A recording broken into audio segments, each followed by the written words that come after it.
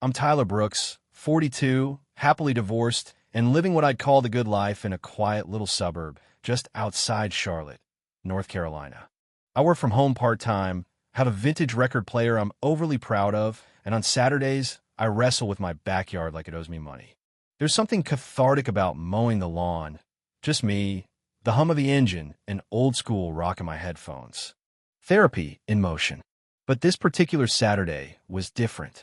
I made good headway, about halfway through, when the noise I dread most cut through the rhythm of my morning, that high-pitched, nasal screech from the other side of the fence. I peered over the hedge, and, sure enough, there she was. Margaret Whitfield, the neighborhood's reigning queen of complaint. Some called her Margaret the Menace. Others just shortened it to the Karen. I once saw her yell a squirrel for being on her lawn. She's the type who believes every HOA rule is a commandment from God and treats the sound of children laughing like a personal attack. She wore a faded floral dress that looked like it hadn't been ironed, but somehow still managed to wrinkle with contempt. Her lips were pursed so tightly they could have sealed a Ziploc bag. "Excuse me," she called out, her voice syrupy sweet in the fakest way possible. I took a deep breath and looked up. "Morning, MS. Whitfield." "I couldn't help but notice," she said, drawing out every syllable like she was talking to a toddler, "that you have a lawn mower." I nodded cautiously. Guilty as charged. "Well, mine's broken," she sniffed, "and I need yours. I'm willing to offer you. $1. I nearly swallowed my tongue. $1. She blinked like that was a perfectly reasonable offer. "Yes, I'm being generous. I'd like to borrow it now." "Ma'am," I said, trying not to laugh, "this mower's been with me longer than my last relationship. It's practically family. Plus, you know they sell brand new ones for like $100. She narrowed her eyes. "Don't be absurd. It's just grass. I'm offering you compensation." "That's very considerate," I said slowly, "but I'll have to pass." That, right there, was my first mistake.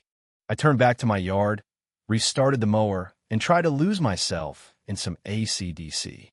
10 minutes later, I was finishing up the last row when I noticed something odd. Two men were walking down the sidewalk, calm, relaxed, pushing a stroller. A toddler sat inside, swinging his legs and pointing at things like toddlers do. They looked like they were just enjoying a peaceful Saturday stroll. And then, like a vulture spotting a wounded animal, Margaret reappeared. She marched right up to them and blocked their path, planting herself like a stop sign with rage issues. "Excuse me," she barked, this time without the fake sugarcoating. "What are you doing here? This is a private neighborhood. Are you lost?" The taller of the two men, a guy with kind eyes and a soft voice, looked taken aback. "Just walking, ma'am. We'll live a few blocks down." "I've never seen you before," she snapped. "And you shouldn't be near children. Your kind never just walks around. You're probably here to steal something." Then, with a dramatic sweep of her arm, she pointed directly at my lawn. "Like that man's lawn mower. I bet you're working with him." I cut the engine and stared dumbfounded. The other man, a bit shorter, with a neatly trimmed beard and a calm presence, pulled out his phone. "Ma'am, please stop. We're not doing anything wrong." "Harassing you?" Margaret screeched. "I'm protecting this community. I'm calling the police." And then she did exactly that.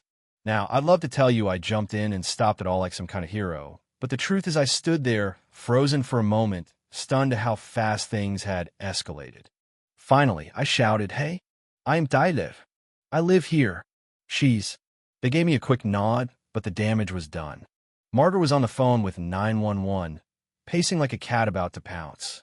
"Yes, officer," she shrilled. "There are suspicious individuals in our neighborhood.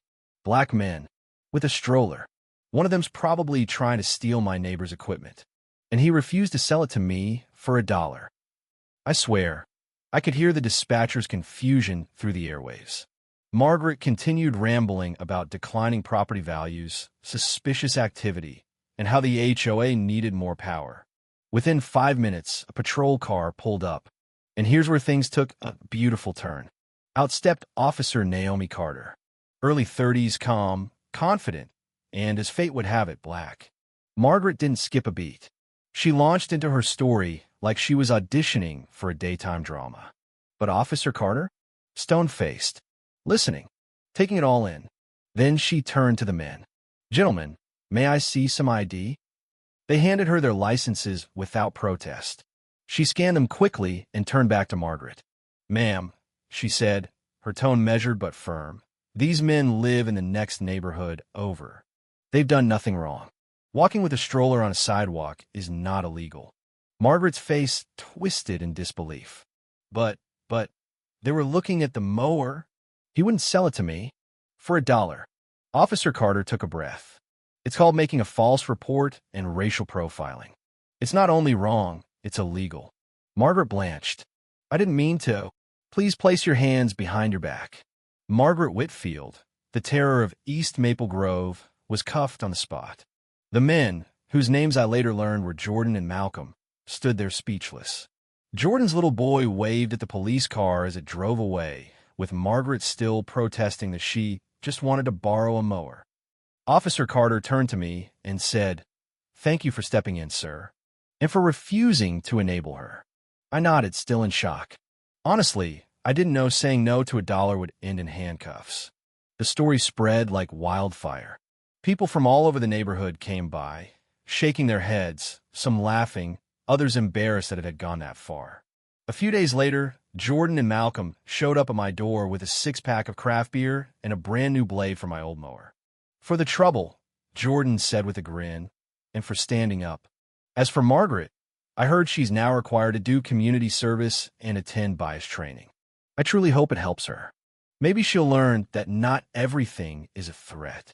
Maybe she'll realize that people walking with a stroller aren't criminals. And maybe, just maybe, she'll finally buy her own damn lawnmower. As for me, I still haven't sold mine. And I don't plan to.